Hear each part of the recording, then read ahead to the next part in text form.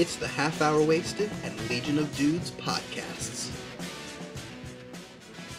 This is Jordan from Jersey, and this is what I thought of the comics I read the week of July 14th, 2010. There were a ton of good books. There's two I really want to focus on, though, so I'm going to go through the other ones really quick. Human Target number 6 from DC Comics. Probably my least favorite from this week, but that's because all of them were great. I am happy that this arc is over with. I like the show. I like the idea of the comic. This first main arc was kind of...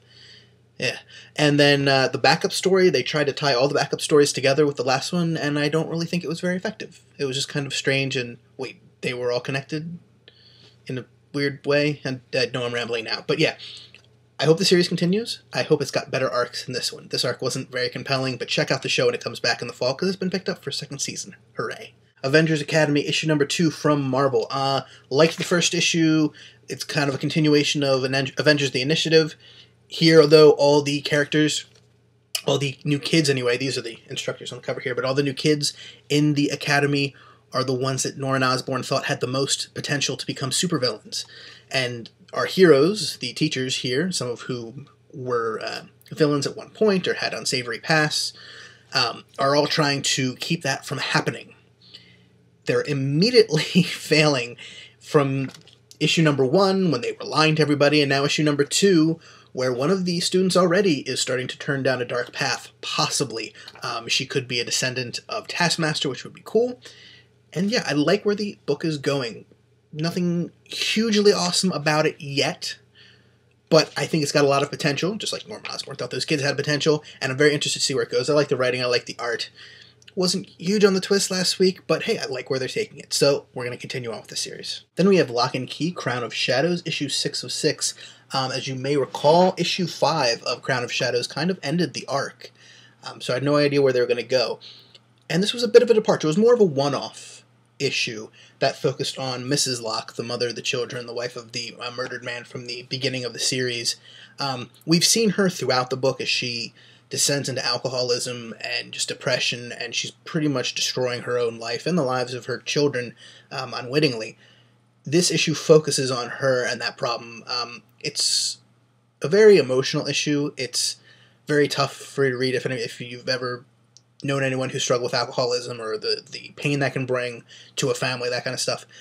It's an excellent, excellent issue, though. The art is great. The writing is awesome. It sets up the next arc really well, just in that final panel. And now we get introduced to a new key with a new power that Mrs. Locke would like to use on herself, I'd say, but I don't think it'll quite work. And the way it kind of toys with her mind in this issue is quite interesting and quite emotional. So check out Locke and Key. All 3 volumes are awesome. This one is awesome, too. Just like I said, this one issue is kind of a one-off. You can't really read it on its own, I don't think. I didn't really think about it when I read it, but it's part of an awesome whole, and it's an awesome issue in and of itself, so check it out. Thanos Imperative, issue number 2 of 6. So we know from the Prelude issue, I forget exactly what it might have been called Prelude, and from issue number 1 that this battle is going to be huge. So massive, they ended Nova and Guardians of the Galaxy for now and merged them into this book. Hopefully they come back later, but they put them into here, and this is a huge battle. Magus taken out, issue number 1. Because Lord Marvel, that's right, Captain Marvel, but the evil version, is leading the enemy forces, and holy cow, does this battle get so much bigger twice, 3 times, in issue number 2. First off, Silver Surfer shows up, and when he comes around, you know who's coming next. Galactus, but not just Galactus, the Eternals as well. That's right, pretty much all of the cosmic abstracts show up. Anybody that's bigger than a 20-story building was on page in this issue, and you think it can't get better than that. I mean, you just see, look at this, Galactus is big, but there's all these other giant people around too, floating in the background, just as big as he is, or maybe just a bit smaller, all fighting, because they know that this battle is a big one, and then all of a sudden, that comes through the fault. What is that, you ask? Oh, it's the Cancer versus Galactus. That's right, the Galactus engine. See that little guy right there? That's our Galactus. That's their Galactus. Now, I know I'm nerding out and I sound like a 12-year-old. Oh, he's so big. Oh my gosh, it was awesome. And then the wrestler did the... Holy crap. Do you not... That's crazy. That was an awesome way to end the issue. Now, before the ending, before those reveals, you had Nova having great moments. You had the Guardians of the Galaxy having great moments, including a line from Rocket Raccoon I won't give away, because it was just awesome. But everybody got their moment to shine here. They took on the evil Defenders, the West Coast Defenders from the alternate universe. And then those guys came back because apparently they can't die, and they were even more gruesome than before. And now I'm nerding out even more. So this was, if you are a nerd like myself, first off, check out forumforgeeks.com, because I'm also a geek, and I don't bite the heads off of chickens, but you know what I mean. This is the issue that's written for us. This book, this series, the whole Marvel Cosmic is written for us, the uber nerds, who see that kind of crap and go, oh my gosh, I gotta tell everybody, because it's awesome. So check it out. Check out Thanos Imperative.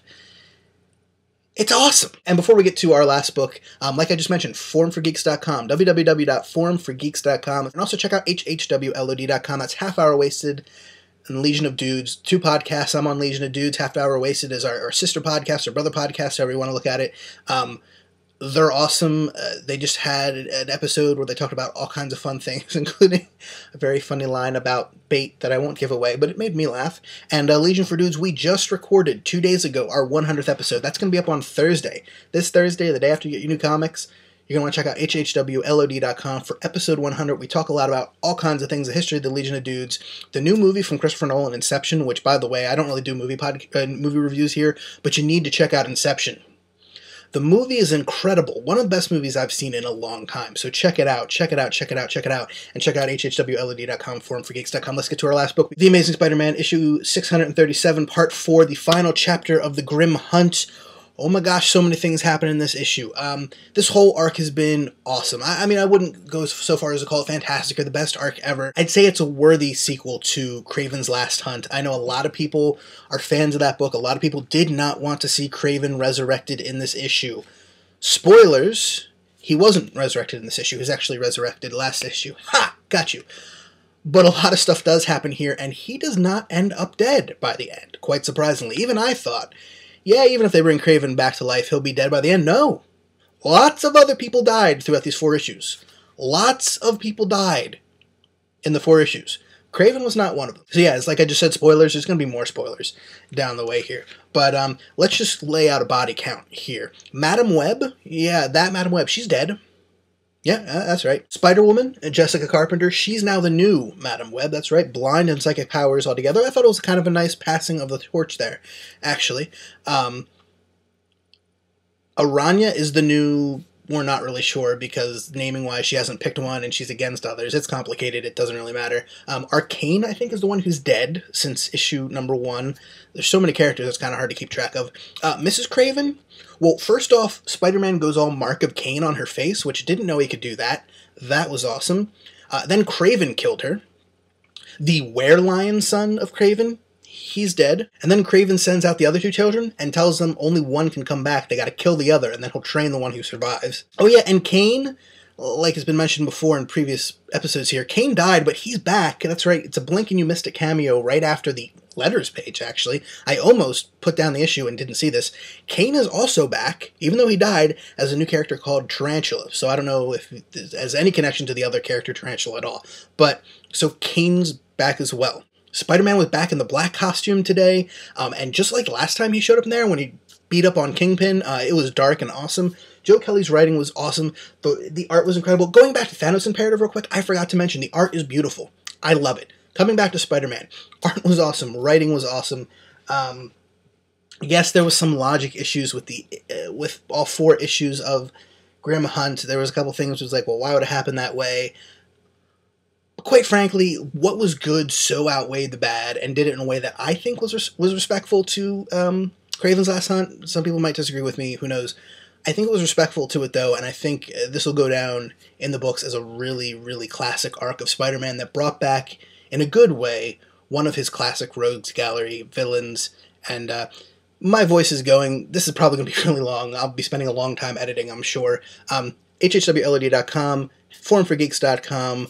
Have a good week. See you next week. There's a bunch more books next week, but this one I think was my week of the month, because these 3 specifically, just awesome.